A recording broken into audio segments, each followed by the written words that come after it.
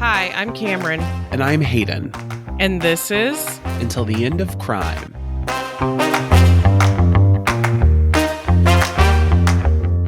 Hi, Until the End of Crime podcast listeners. This is Hayden. And today's audio may sound a little different than normal.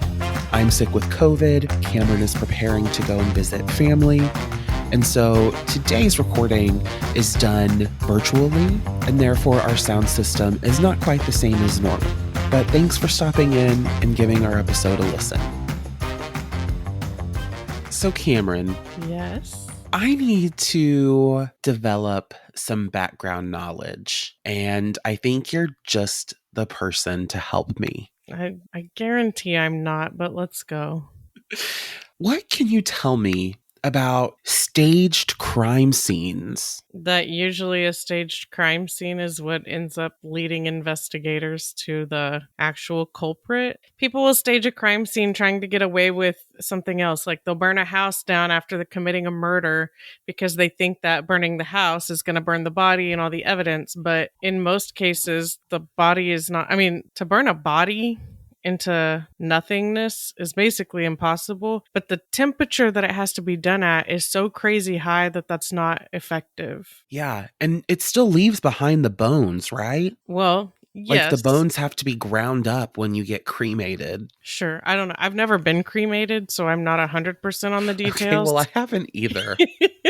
But I do follow, I think it's a mortician. I think the girl's name is Lauren. I don't know, but she shows like examples of like these crematory beds and talks about how this is not even anything to do with staging a crime scene, but how not only does it have to be incredibly high temperatures, but that your bones and teeth are left behind. And then it goes into a grinder component where it grinds it into a fine mist so it can be added to your ashes. That explains some things. Yeah, like you can't just disintegrate a body with heat. Right. Okay. Anyway, do you know of any famous staged crime scenes? The only one that comes to mind, and I'm not saying that this is a for sure staged scene. I know that a lot of people believe that this is a staged scene, but when JonBenet Ramsey was killed,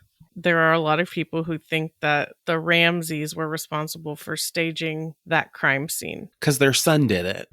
That is what a lot of people seem to believe. That's the theory, right? Like the son killed the daughter and they covered for him? I think that's one of the theories. Okay. You don't believe that theory, though?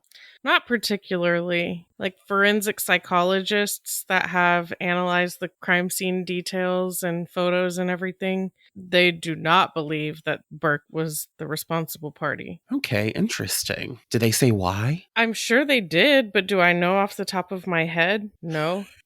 That's okay. This isn't a JonBenet Ramsey podcast or podcast episode. And probably never will be. So today I'm going to talk about the life and disappearance of Michael Chambers. Michael Chambers, a 70-year-old retired firefighter from Quinlan, Texas, was a man known for his discipline, his devotion to his family, and his meticulousness. Michael Chambers had 36 years of service in the Dallas Fire Department and had really created a legacy for himself of sacrifice and bravery. Michael Chambers retired, and when he moved into that phase of his life, he spent a lot of his energy restoring classic cars, vehicles from the 1960s, and spending time with his family, especially his grandchildren, who lovingly called him Papa. Michael lived with his wife, Becca, in a rural home surrounded by 10 acres of land. And to the outside world, Michael and Becca had kind of this idyllic 37-year-long marriage. Michael was described by his daughter,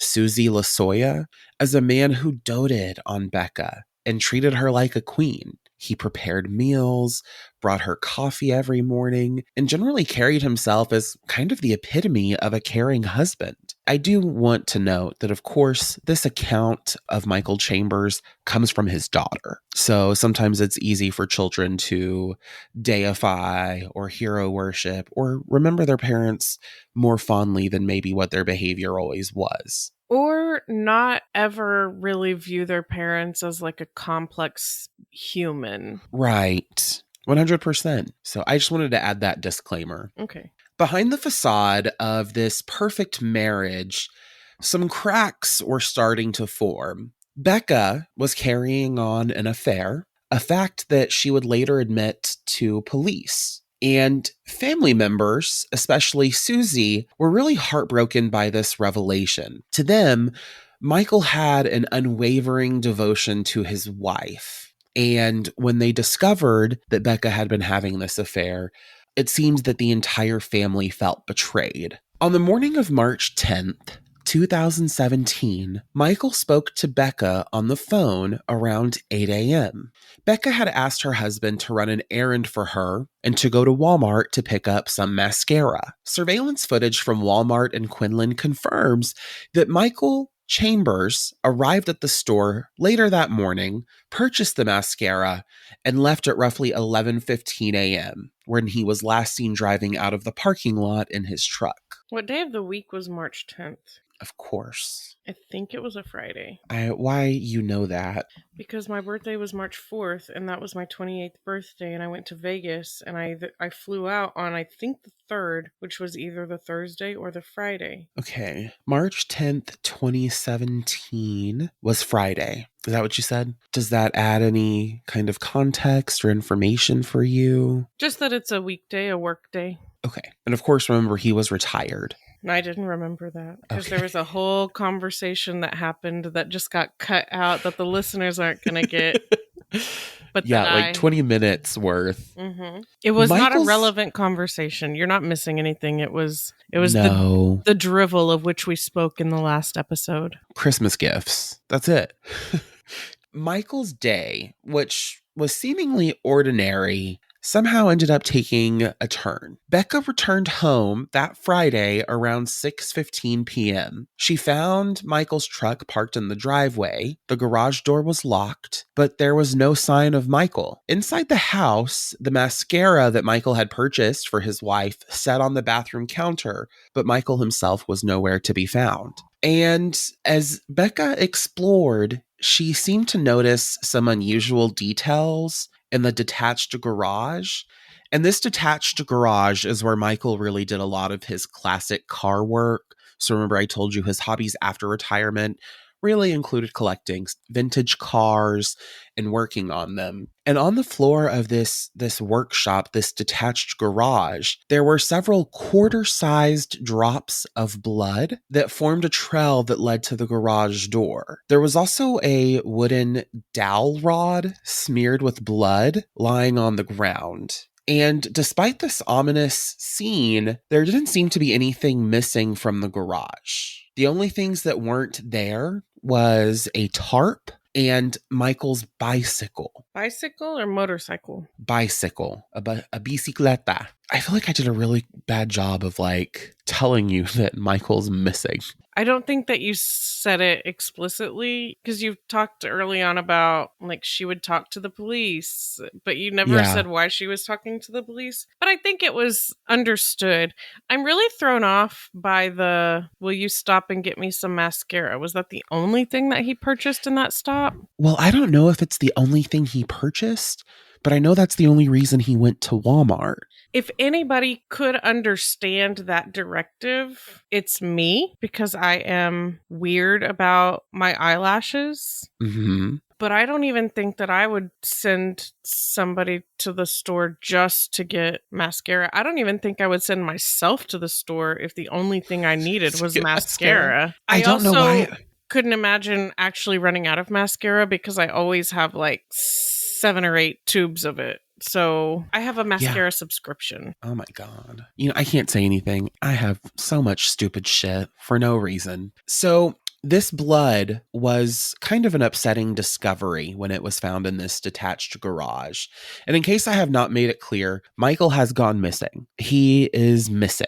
And Investigators came in, collected blood samples, tested it, and confirmed that the blood did belong to Michael. However, investigators noted that this amount of blood that was present was not consistent with him having some kind of fatal injury. They also observed that the blood drops were kind of unnaturally perfect in shape, leading some to suspect that this particular scene could have been staged. So, adding to this confusion, Michael's wallet was also found in the garage, and it had been emptied of its cash, and his driver's license was missing. His cell phone was also unaccounted for. Is there any indication who they believe staged this scene? Not really. Like, do they think that Michael staged this scene or that somebody else staged the scene? I think it's going to depend on who you ask, who maybe staged this scene, but I'm going to talk more about that in just a little bit. Michael's wallet was found in the garage, and it had been emptied of its cash, and his driver's license was missing. $1,000 in cash was later discovered in the center console of Michael's truck, untouched. Valuable tools, a 12-gauge shotgun, and expensive car parts were also left behind, which really helped authorities rule out this idea of a robbery. So, of course, he's gone missing. We see these blood splatters. We're not sure exactly what happened, but there is no sign that anything was taken or that Michael was robbed or that there's any kind of burglary. Becca reported Michael missing at 6:55 p.m. that evening, and the Hunts County Sheriff's Office launched an investigation. Helicopters circled the property, bloodhounds were deployed, and officers combed through wooded areas surrounding the Chambers home. This search yielded no kind of sign of Michael. Detectives then would turn to cell phone data to reconstruct Michael's movements. Michael's phone pinged at the Walmart earlier in the day, consistent with the timeline that was established by surveillance footage. Later, the phone signaled its location at the Chambers residence. But by 5:53 p.m., it was on the 2-mile bridge, a bridge 17 miles from Michael's home. The phone's movement between the two locations had an average speed of 4.2 miles per hour. Too fast for someone to have been walking, but too slow for someone who had been driving. When cops kind of got this data and began kind of comparing it to the notes that they had about the scene, one of the things that they started to consider was that Michael's missing bicycle might not have been missing at all, but rather was a means of transport. I do want to mention there's obviously no way to confirm that Michael left on this bicycle or if someone else took this bicycle, just sharing that that's kind of the theory. It took them that long to get to the idea that the bicycle was used as transportation versus... I think so. They might have considered it, but I don't think they really necessarily thought of it in context of maybe his disappearance or transport during his disappearance. Despite an extensive search of the area surrounding this 2-mile bridge, including the waters beneath it, there was no trace of Michael or his bicycle. And this kind of marked the beginning of a really complex and deeply divisive investigation that would leave Michael's family, law enforcement, and the public all grasping for answers. As days turned to weeks following Michael Chambers' disappearance, law enforcement and his family found themselves in this web of really conflicting theories. Was this a case of foul play? Was it a staged disappearance? Was it something even more complex and sinister? The Hunt County Sheriff's Office initially leaned toward a theory of suicide. They proposed that Michael had ridden his bicycle from his home to the 2-mile bridge, the location where his cell phone last pinged, and investigators theorized that he jumped into the water, ending his own life. Supporting this idea was again that missing bicycle and the slow speed recorded on his phone's movements, consistent with the bike ride. However, this theory really relies heavily on this kind of circumstantial evidence, and there is disagreement. Now, of course, I am sure there is a real and established height of this bridge, how far it is away from the water, but it seems that the most likely, most conclusive height is about 10 feet, which is 10 feet a far enough fall into water to instantly kill you? I don't think so, right? I don't know, but it sounds really convenient for the police to establish that this is the theory, because then it's like, well, our work here is Done. done, boys. Let's head on home.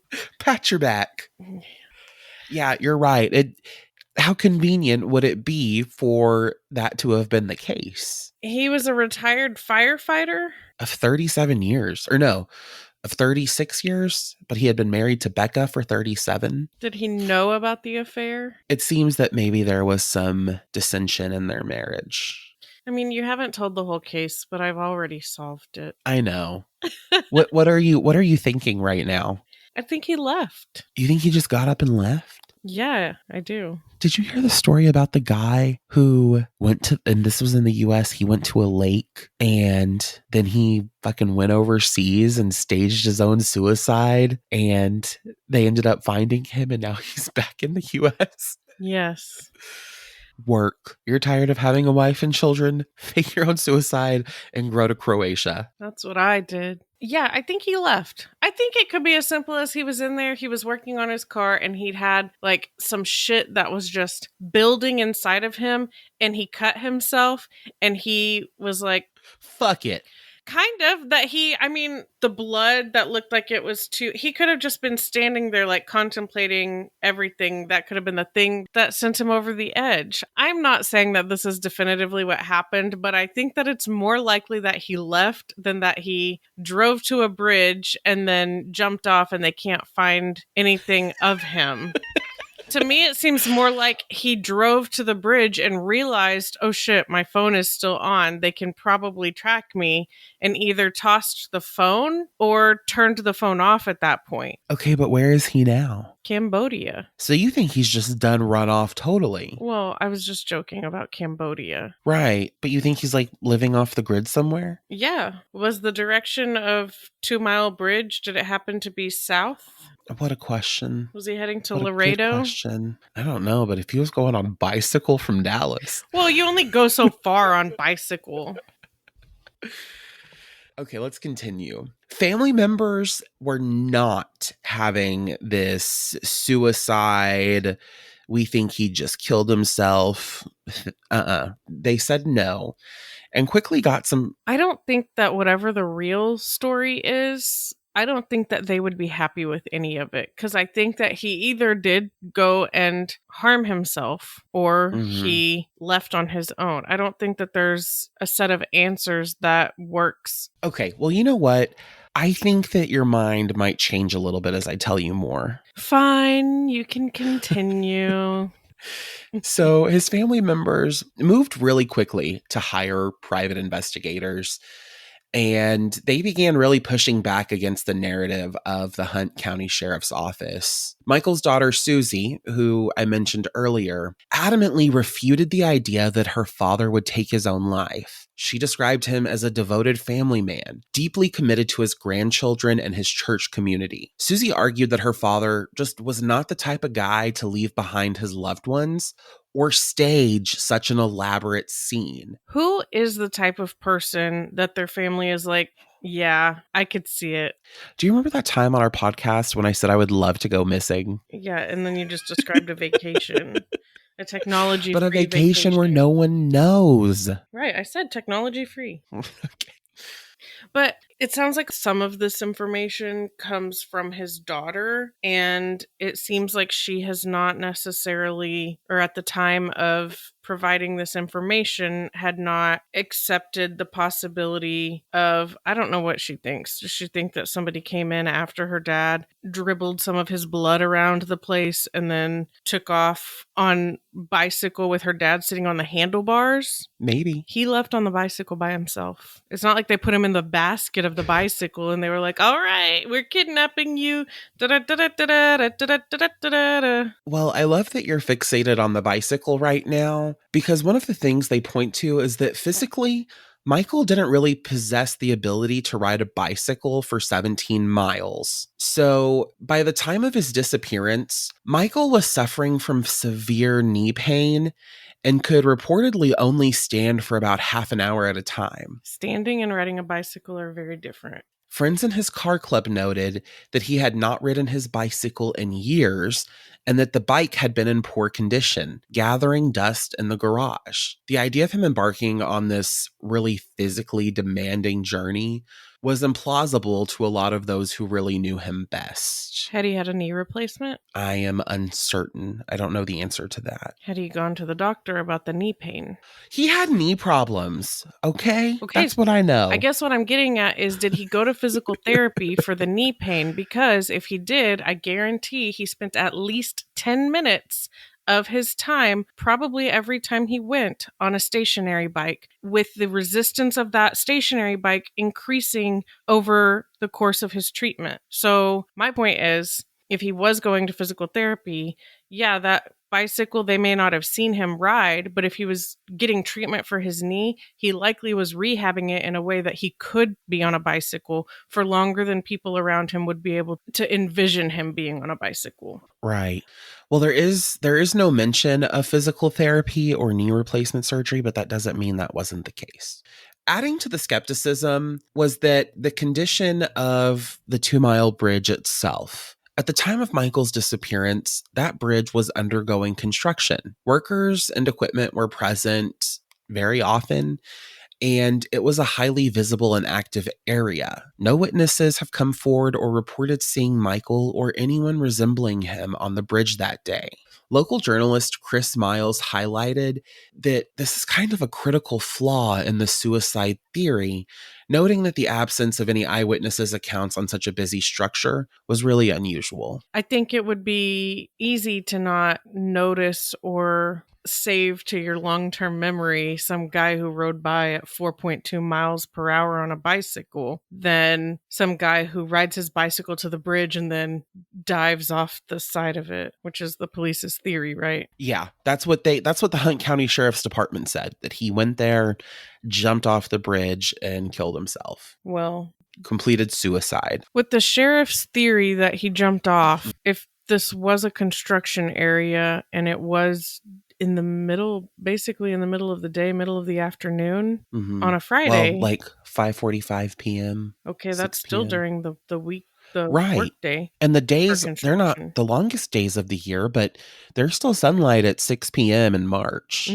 Yeah, it does not seem likely. Like I said, I don't think that he drove to the bridge and just like dove off of there. I think that that is just a convenient thing for the police or the sheriff's department to say, because then they get to go home for dinner. If you came in from a walk where you took Benji out, and then a day later, 2 days later, 3 days later, somebody asked you about that walk, about a bicyclist, would you be able to recall anybody that you had passed? I mean, yes, but only in the context that my dog barks at every fucking human or moving creature. So I'm forced to have to make eye contact and be like, sorry. So I think I would, but I think if I were out walking by myself, no, there's no way. If I was driving, I wouldn't remember that either. Right. I'm thinking if you're walking by yourself, you're probably paying more attention to what's going on around you just because you're not paying Don't attention worry, I'm on not. anything else. Oh. Y'all pass me on the street, I don't fucking know. I have ear pods in, AirPods, whatever the fuck they're called. And I am literally just thinking about stuff that doesn't matter to anyone else but me. Sorry. I'm in la la land when I'm out for a walk. I just think that even if I weren't walking my dogs, if I was just walking, I would be more likely to clock that a bicyclist went by me or went by the area that I was in, but I wouldn't commit it to memory. I don't think I would either. But if I I saw agree. somebody jump off a bridge, roll up on their bicycle, and then jump off a bridge, I would probably be able to recall I would remember that shit forever. Yeah. Moreover, the physical characteristics of the bridge further challenged this theory of suicide. The bridge itself spanned approximately 10 feet above the water, and a fall from that bridge would likely not have been fatal. Search teams conducted extensive dives and sonar sweeps of the lake below, but no body, nor bicycle, or any other evidence was recovered. This left investigators with little to no support that Michael had ended his life at the 2-mile bridge. But is that still their theory? I'm going to get to it. Okay. Or did they have to like face reality and, oh, guys, we're going to have to maybe put in some overtime on this one? Well, and then we start talking about, again, the condition of the garage. The blood droplets on the floor, which have already been described as perfectly circular, began to raise suspicions of staging. And forensics experts noted that the bright red color of the blood suggested the possible use of an anticoagulant or preservation in a vial, further hinting at premediation. Premediation? What the fuck? Hinting at premeditation. If Michael had been abducted or attacked, why would the scene look so controlled? This led some to consider that Michael himself may have staged the scene before disappearing. Complicating matters even further was Becca Chambers' behavior in the weeks following Michael's disappearance. On March 20th, just 10 days after Michael went missing, Becca modified the family cell phone plan, suspending Michael's service. Family members were puzzled by this decision, questioning why she would deactivate his phone when it could hold critical evidence or allow him to call for help. While Becca's actions raised suspicions, they didn't constitute any kind of direct evidence of wrongdoing. A month later, on April 20th, Becca petitioned the court to have Michael declared legally dead. A month. A move that would grant her access to his assets, including his pension. You're not even going to let me have time to process this? Process it. Process Cecily. What happened? Did she do this? Great question. How? Her and her secret lover? Even secret lover. That seems to be, I think that's a very plausible theory, that her and her lover. But of course, I don't. Blood? I mean, if you killed somebody, how hard is it to get their blood? But with an anticoagulant in a vial? I don't know. They could have, I don't know. It seems probably easier to just let it drip on its own. You wouldn't want blood. I wouldn't think so.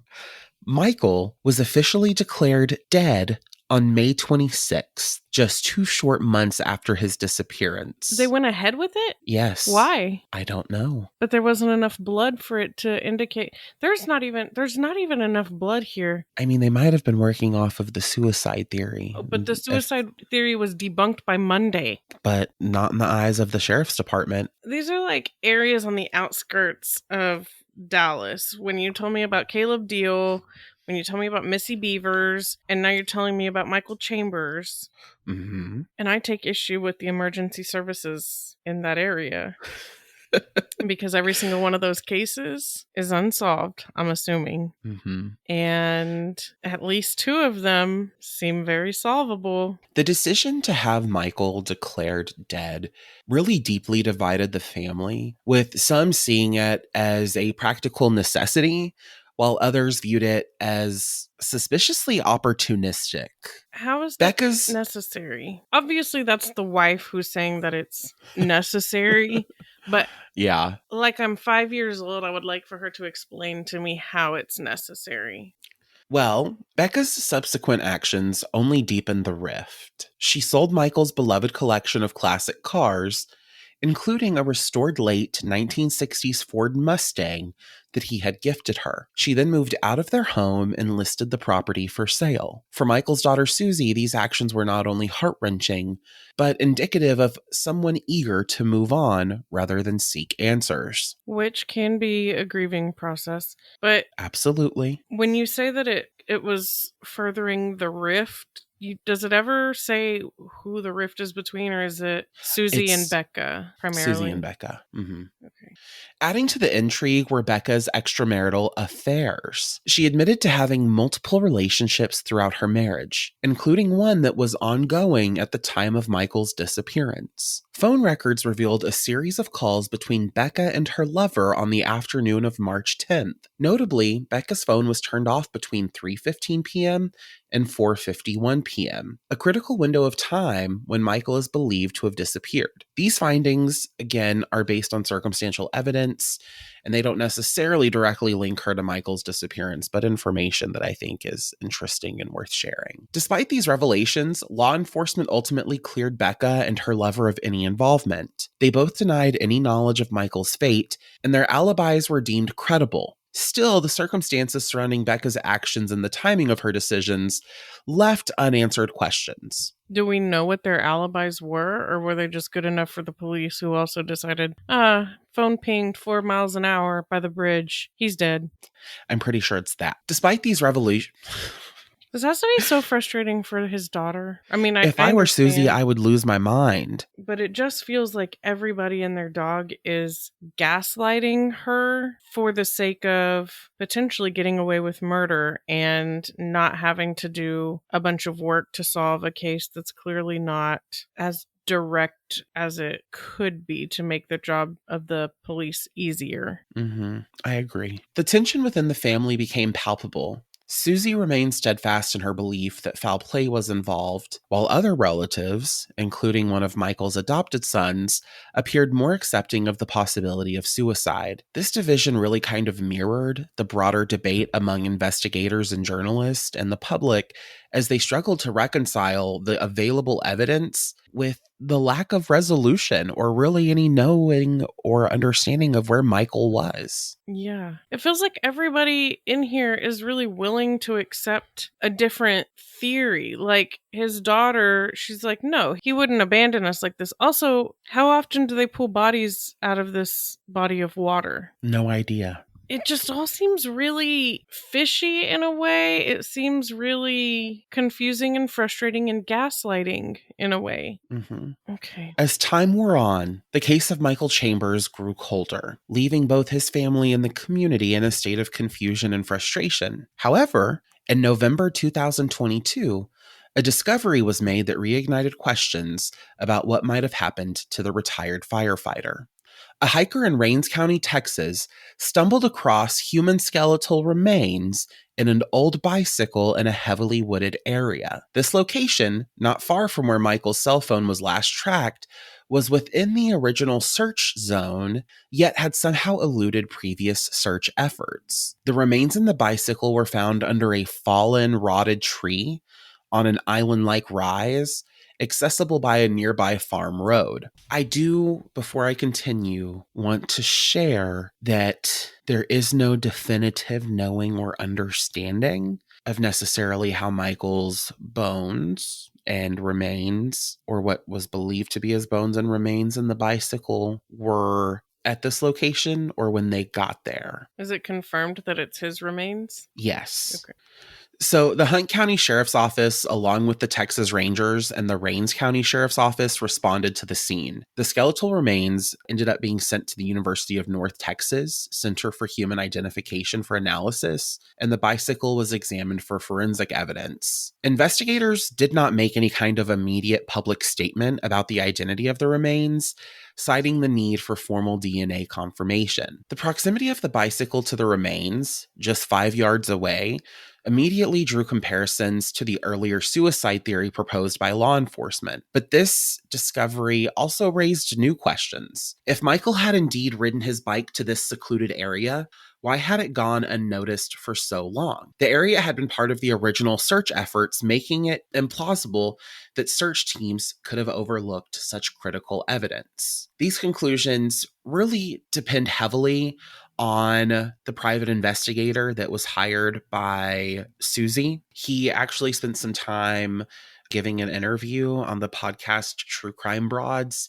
And one of the things that he really discusses is that there's no way that this body went undiscovered in the original search. If it was there, it would have been seen. How can he know that? I don't know. That's his professional opinion. Well, my professional opinion. Mm-hmm. I'm not a professional. I don't have an opinion. You're a professional podcaster. I'm an amateur podcaster. Further complicating the narrative was the physical condition of the bicycle.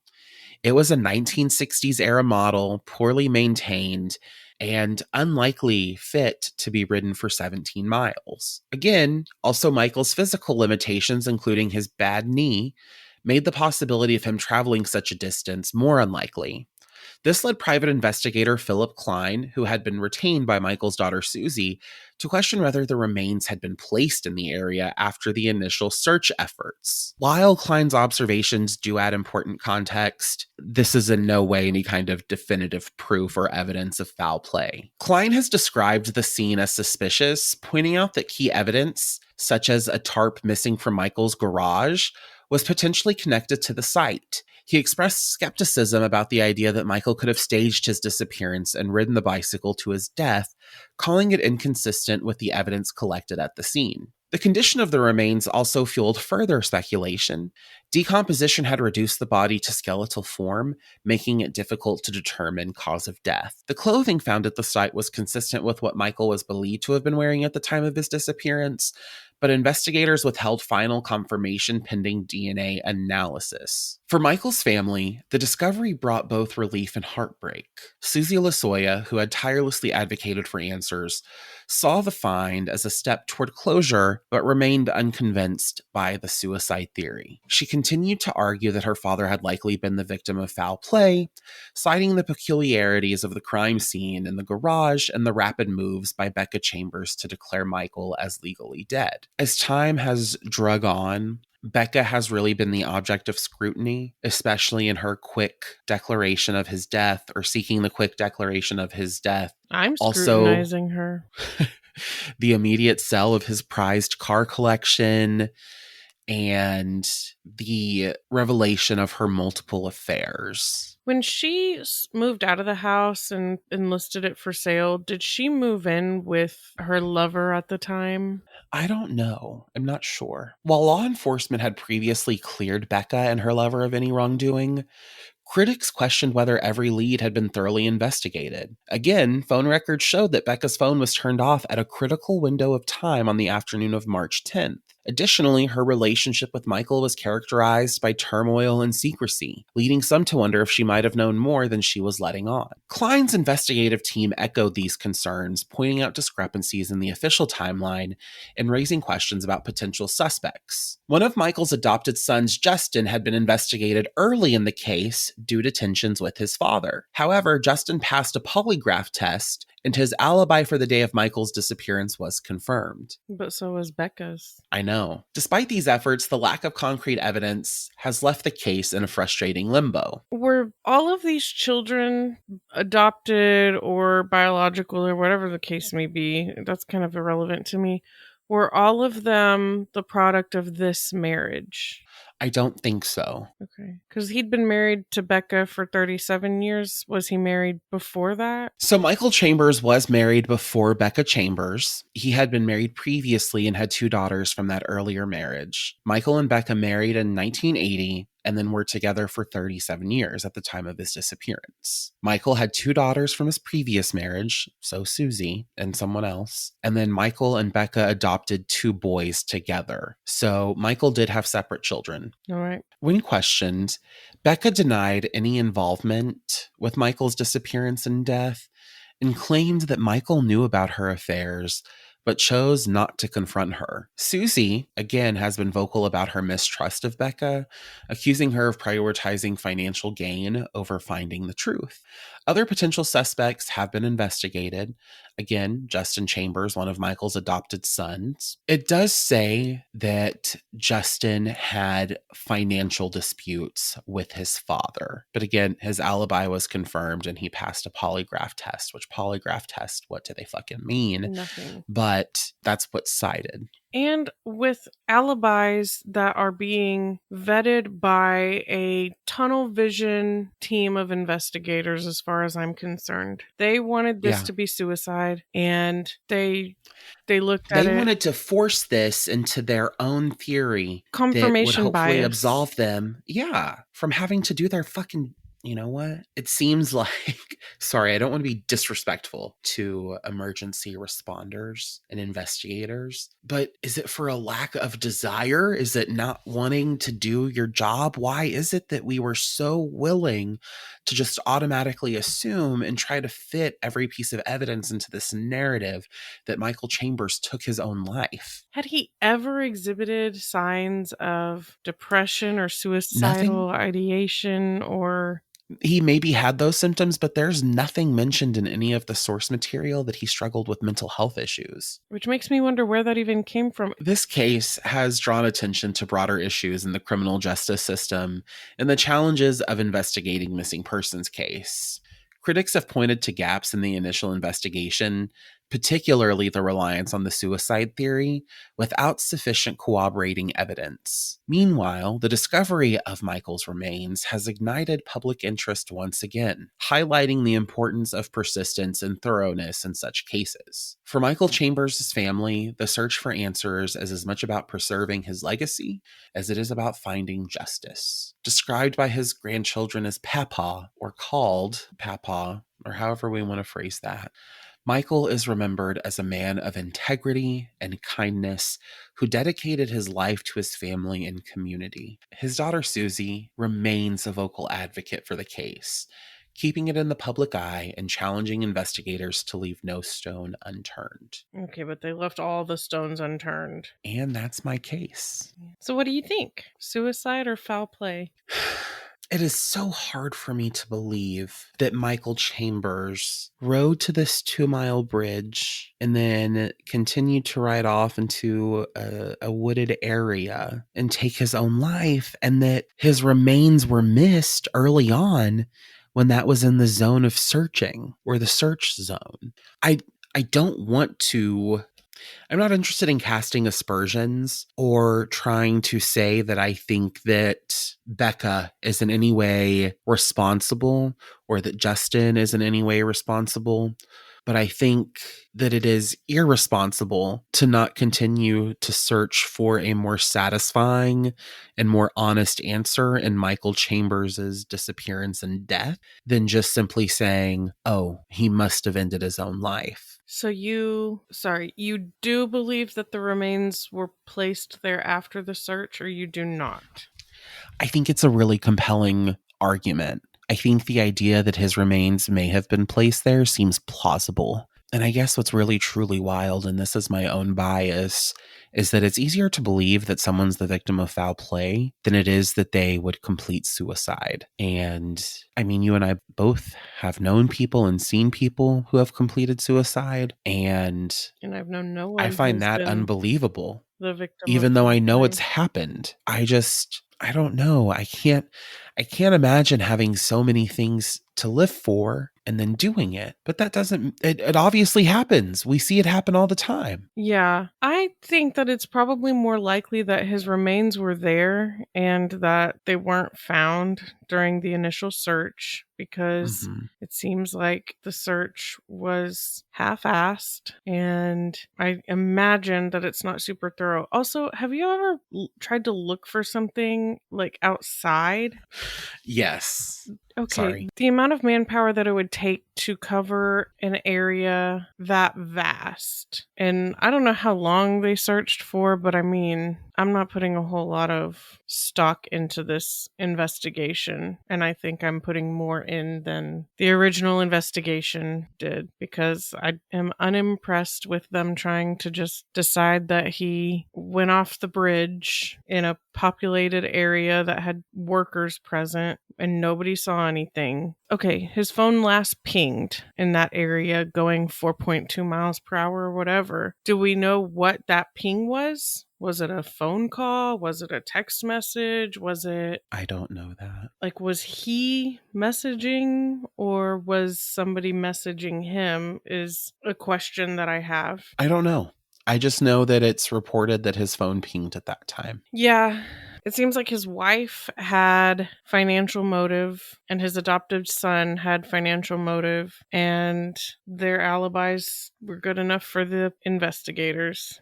Good enough for the sheriff's department. I'm not sure that they're good enough for me, but I don't know them. Weirdly, the sheriff's department did not call me and let me in on the alibis of these individuals involved in this case that I have nothing to do with. Weird that they didn't seek out your I'm assistance. gonna have to call them and ask them about this.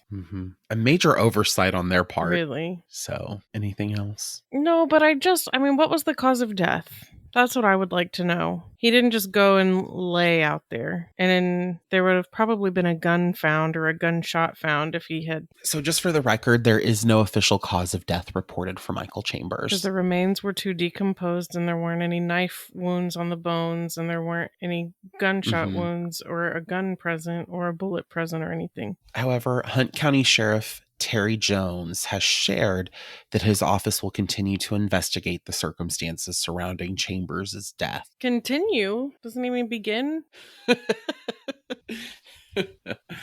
Yeah, I mean, and that was as recently as May 2023 from the Fort Worth Star-Telegram. I know that you said something about not wanting to disparage emergency services or the investigators or the sheriff's department or whoever it was that you don't want to shit on. I'm not saying that I want to shit on them, but I take issue with any investigation that is not treated like it would be treated if it was somebody from their own family who had gone missing with blood left at the scene. They would never accept, well, probably just drove to the bridge and jumped off 10 feet and, God, that bum knee probably messed it up even more. It's a lazy explanation. It is the quickest way to say, all right, it's investigated, it's done. Yeah. It doesn't seem like due diligence was given to the case prior to the discovery of his bones. Right, which is what cost the investigation, which is why we don't know the cause of death. We don't know if, they sliced his femoral artery or his carotid artery and we don't know anything because they didn't really investigate it. We don't know if he went and took a lot of pills and that's how he chose to go. We don't know. We don't know if it was him. We don't know if it was somebody else. I think it was somebody else because I think somebody else made it a point to have him declared dead about as soon as they could. And I think somebody else was very quick to say, yeah, I agree that it was probably suicide. He probably did it to himself. We should probably just leave it at that. Well, and it also makes me curious if he had a will. In the state of Texas, if a parent, a spouse, predeceases their loved ones, the state of Texas says that any direct descendants are to receive like 2/3 of an unwilled estate, and the spouse can claim 1/3. But what about the spouse? And the spouse, I think the spouse is fucked. And so he must have had some kind of will that placed her as receiving everything. Otherwise, Susie and her sister and Justin and his brother would have had to have shared all of those things 4 ways. Well, 2/3 of the estate 4 ways. And I don't think they would have necessarily all sold off his classic car collection. I'd be interested to know how much the boys got versus the girls, if Becca gave them anything, and if one of the boys got more than the other. I don't know. Me either. But I wasn't really fair to Susie at first because at first I was like, this is somebody who can't accept things, right? But no, as everything has unfolded, it's frustrating. And I understand her frustration and her mistrust of Becca and all of the things. Because I am also frustrated. So I'm going to put in a request. If you could make sure that you don't bring me a frustrating case next time, that would be great. I'm going to put that at the top of my list of things to do. Hayden, thank you so much for bringing this frustrating case to me and giving me something else to get upset about. You're so welcome. I know there's nothing you love more than a righteous cause and someone having been wronged in some way. And so I lay this at your doorstep and I say, I wish I would have had more information, but I'm working with what I was able to find. And staged or not, homicide, suicide, I do want to take just a moment to remind our listeners that if you are struggling with any kind of a mental health crisis or crises, the national hotline 988 is still available to you, and the same for Canada at 988. I do think it's important if you can't necessarily tell by now, but I think it's important to tell the cases that don't have a lot of information available, because I think that that is what makes the case not shared as widely as it could or should be. So thank you for sharing this case. I hope that there are actual answers that come of this in the foreseeable future. A complete list of sources and any links can be found in the show notes. And that's all we've got for this episode. If you enjoyed listening and want to hear more, please subscribe, give us a 5-star rating, and leave a review. Recommend us to a friend, and make sure you're following us at End of Crime Pod on Instagram. Like us on Facebook at Until the End of Crime, and join our discussion group. Our email address is endofcrimepod@gmail.com, so feel free to reach out with questions or episode suggestions. Thank you for listening. Until the next crime.